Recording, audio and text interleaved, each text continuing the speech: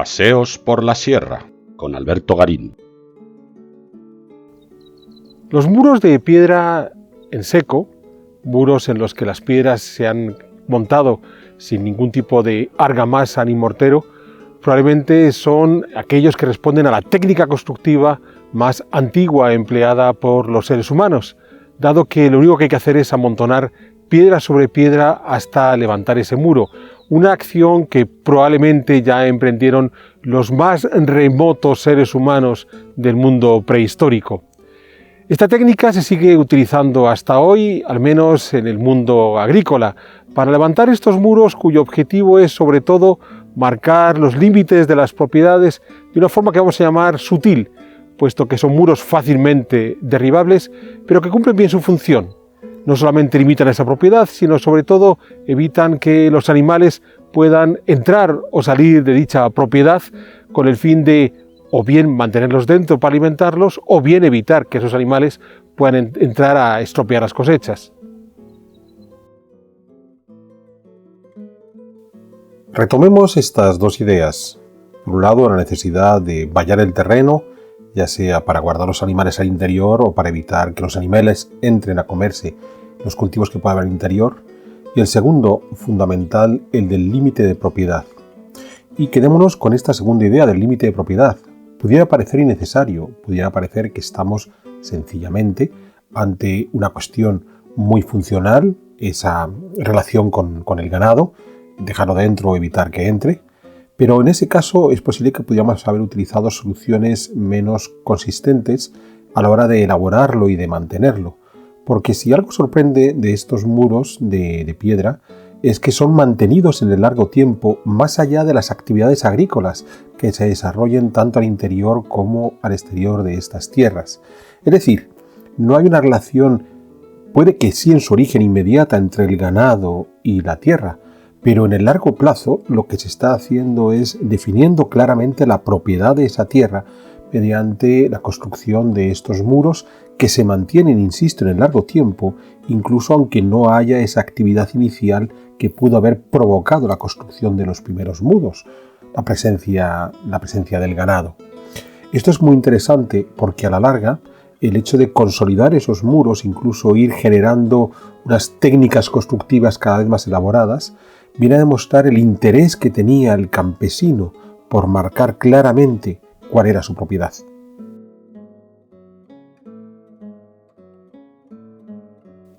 Pero vamos más lejos aún, porque no solamente es el hecho de que yo levanto el muro y de esta manera dejo claramente definida mi propiedad,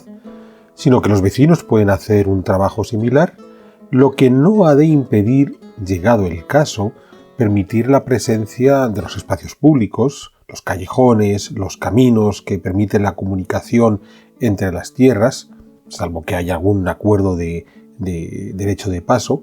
que en ese caso hay que duplicar la cantidad de muros y que vuelve a mostrar muy bien el interés por definir con absoluta nitidez cuál es la propiedad a partir de la construcción de ese muro. Esto es jugoso, pensemos que por muy estrecha que pueda ser el callejón, en el caso de las cañadas muchísimo más ancho, los vecinos de cada lado de ese camino se preocupan por dejar claramente definido el límite de su propiedad y de esta manera poder garantizar el respeto a esa propiedad.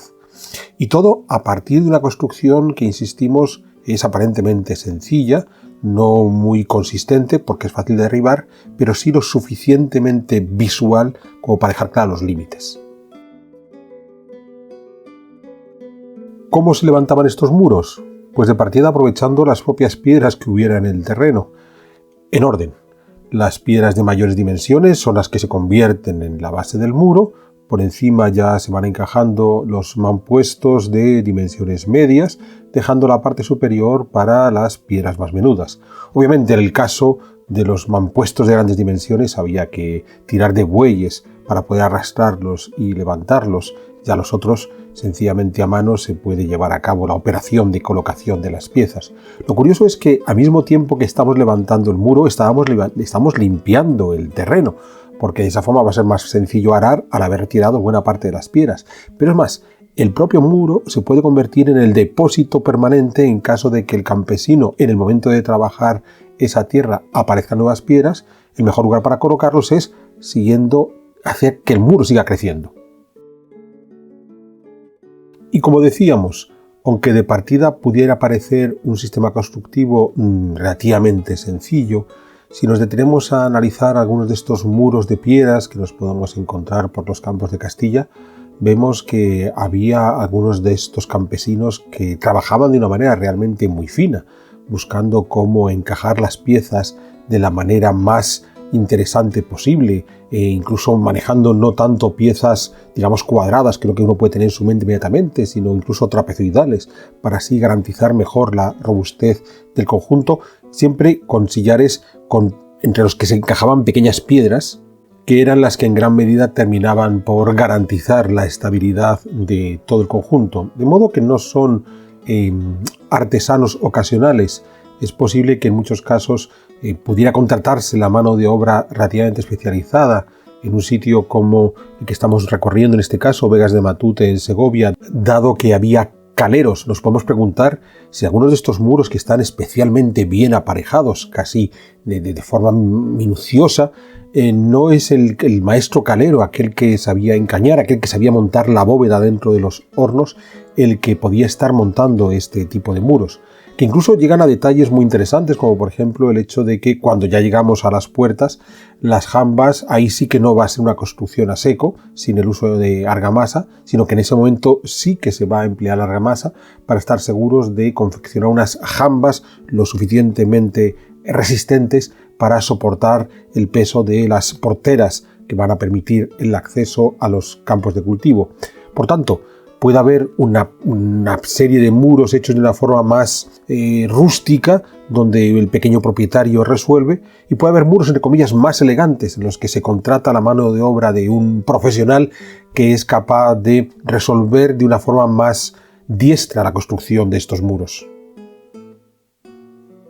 Por cierto, hay un dicho en torno a estos muros de piedra, sobre todo cuando se ha caído parte del muro y hay que volver a levantarlo, el de las piedras muerden, porque en estos montones de piedras que se originan cuando los muros quedan semiabandonados, es muy fácil que se escondan todo tipo de animales, sobre todo culebras, de modo que hay que ser cuidadoso. Y como los ancianos del lugar te suelen recomendar, primero le das una patada a la piedra por si hay algún bicho escondido debajo, y cuando estás seguro de que no hay nada debajo de ese mampuesto, entonces ya tranquilamente con tus manos lo retomas y lo vuelves a colocar encima del muro. Pero no hay que olvidar nunca, las piedras muerden. Llegados aquí, podríamos preguntarnos si el hecho de que estos muros nos están hablando de unas relaciones entre el campesino y su propiedad interesantes de tratar de conservar la memoria, hasta qué punto deberíamos buscar formas de conservación de estos muros, de estas lindes perimetrales de las tierras hechas con piedra a seco. El primer punto de partida es, siguen siendo necesarias, porque si no existe necesidad, a lo mejor la conservación, por mucho que sea memoria histórica, quizás no merezca tanto la pena. Hay que planteárselo en esa dimensión. Por supuesto, el riesgo de que se caigan los muros es lo que hace que, incluso si apostamos por conservarlos, se modernizan. Entonces ya podemos encontrar muros donde directamente no están hechos en seco, sino que se ha colocado una gran cantidad de mortero, de cemento, que consolidan los muros. Digamos que la apariencia viene a ser la misma, construcciones en piedra, en este caso piedras calizas, pero que ya han perdido parte de aquella magia, de la sencillez. O sea, yo marco la propiedad de una manera que perdura en el tiempo, a pesar de ser tremendamente frágil el muro per se, y lo sustituyo por una estructura mucho más consolidada, que además puede estar completada por todo tipo de elementos en elevación, alambradas, setos y demás, que van incluso más lejos, porque ya incluso se impide esa visualización de todo el terreno que los muros tradicionales sí permitían, haciendo de esa manera unas relaciones sociales diferentes. Pero es que es curioso cuando el empeño por mantener esa imagen de rusticidad vinculada a la piedra, directamente incluso no construimos los nuevos muros perimetrales de las propiedades con piedra caliza, sino con bloques de cemento que imitan esa piedra caliza, lo cual demuestra esa cierta querencia por los acabados rústicos, pero al mismo tiempo algo de incomprensión, porque la idea no era ni hacer muros completamente opacos de gran altura, ni mucho menos que el material fundamental sea el cemento foráneo, en lugar de aprovechar las piedras que en el propio terreno se podían recuperar. Con lo que volvemos a la pregunta previa. ¿Merece la pena buscar algún tipo de protección para la conservación de estos muros? Sí y no. Indudablemente son el reflejo, insisto, de una memoria histórica muy interesante en la relación que se establecía entre el campesino y su propiedad, entre el campesino y el campesino de la par, incluso esa forma a la vez frágil, sin ser una barrera absoluta, pero que marcaba muy bien los límites, y unos modos de relaciones sociales que probablemente en el momento que perdiéramos este tipo de muros dejaríamos de entender, pero inevitablemente si los propietarios no tienen deseo por conservar esos muros o si las funciones iniciales de protección del terreno frente a los animales se van perdiendo, es posible que los muros de piedra en seco terminen por desaparecer.